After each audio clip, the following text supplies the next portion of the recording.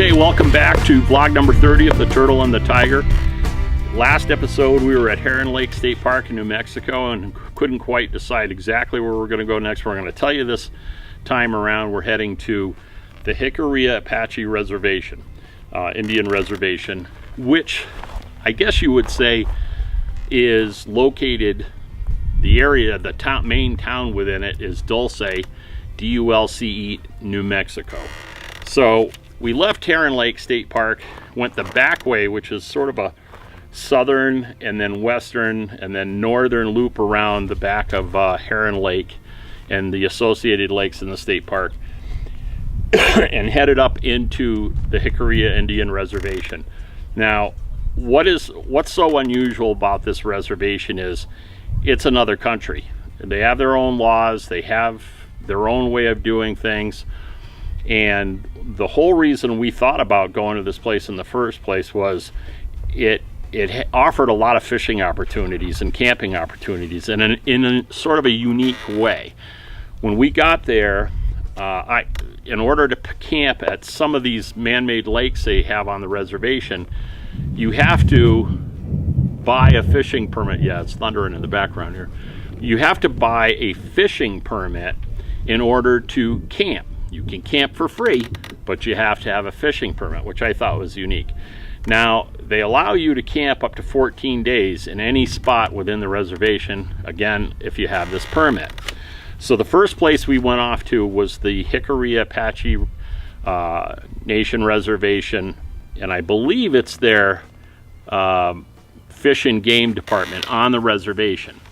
Now, when we got there, I got out of the truck and I went in and I asked the lady how much it would cost me for a license, and she said, well, how long are you going to stay? And I told her I'll be here, I don't know, a week, could be 10 days, could be 2 weeks. So she gave me a sheet, and I looked down at the sheet, and the sheet said it was going to cost $60 for a non-resident fishing license annual, so for a year. But that would allow me to fish and camp there for 14 days or more. So I said, well, that looked pretty good, and I'm looking down at the sheet, and all of a sudden I see non-resident senior permit, if you were over a certain age, would only cost you $30. Well, I'm not 65. I might look 65, but I'm not 65. As it turns out, on the Indian Reservation, I am considered a senior because I'm over the age of 55. Because on the Indian Reservation, that's what's known as a senior. Their life expectancy is a lot lower than it is for the rest of us outside of the reservation. And I'm going to put a link down to my blog to explain all why that is, and I won't go into it here, but it's an interesting read, so you should go check it out.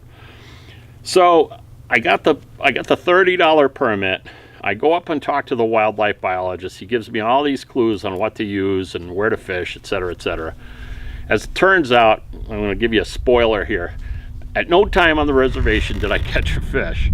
We had a great time, but I didn't catch fish. Anyway, so we leave there. We go up to a place called Embalm Pond. We camp out for a couple of nights. Thought it was great.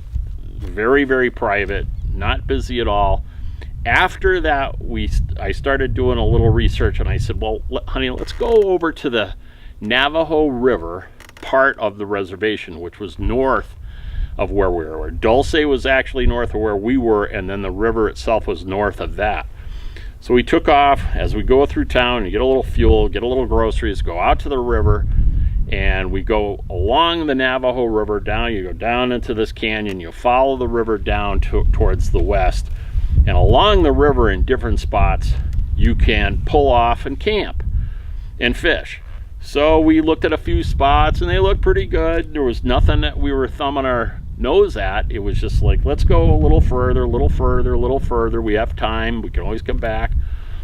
Sure enough, we get about 2/3 of the way down this down this river, and we pull off and we find, we thought, and it was just the most absolute perfect location to camp. We pulled off the road. You could say it's a main road. There's probably 2 or 3 cars a day that go down it. We go down this road, we park by the river. I literally backed the turtle up the trailer within 20 feet of the river. It was as if somebody had made a lawn in there, so it was all nice grass, very level. Didn't have to level the truck at all, didn't have to do anything other than, you know, get out my fishing pole and start fishing. And of course, you know, it didn't catch any fish. But I think we stayed there pretty much for like 5 days, 5 nights and 6 days, something like that. And the entire time there, it was just, the weather was perfect. It was warm during the day, it was cool at night. We did, the first morning we were there, 2 of the Fish and Game guys came to visit us at 7 o'clock in the morning and woke me up because I was still asleep and Yvette was still asleep. And I walked out and there's their truck there, and they just wanted to see who I was, and of course asked for my permit. So I had to show them my permit. They were real nice about the whole thing. They just said, you know, have a good time, good luck with the fishing, you got more patience than we do, and off they went. So it was nice to know that they were there, you know, as remote as it was, they were there, so in case something happened, you know, they weren't too far away, and we still had cell service. So there's some unique things about this reservation that you have to understand, that even if I had a permit, and even if this place was really remote, and you know, there really wasn't any fences, there wasn't any no trespassing signs per se, it's very taboo as someone in my position to say, you know what, honey, let's just go bushwhacking up through that mountain there and over the top, and then come down and come out on the road and come home. You can't do that. You can walk on the road, but you can't walk on the land. If you're walking on the land, you got to have a reason, and the reason usually is accompanied by a permit of some kind.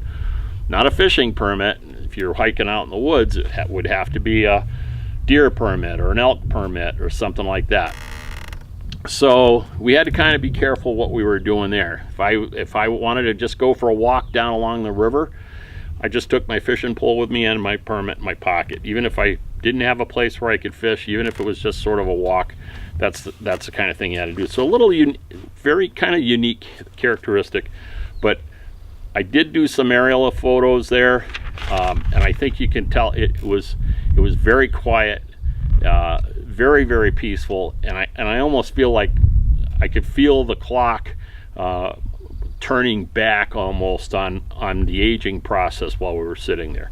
So we spent, like I said, we spent about 5 nights, 6 days there, and then we had to decide where we're going to go from here. What our plan was to go to the Navajo Lake State Park and either stay there or again take advantage of, now what would be in Colorado, our Colorado State Park Pass, in order to do our laundry, take showers, and get more fresh water. So coming up next on vlog number 31 is going to be our route from the Jicarilla Indian Reservation all the way up to the Navajo Lake State Park in Colorado. So stay tuned. Bye-bye now.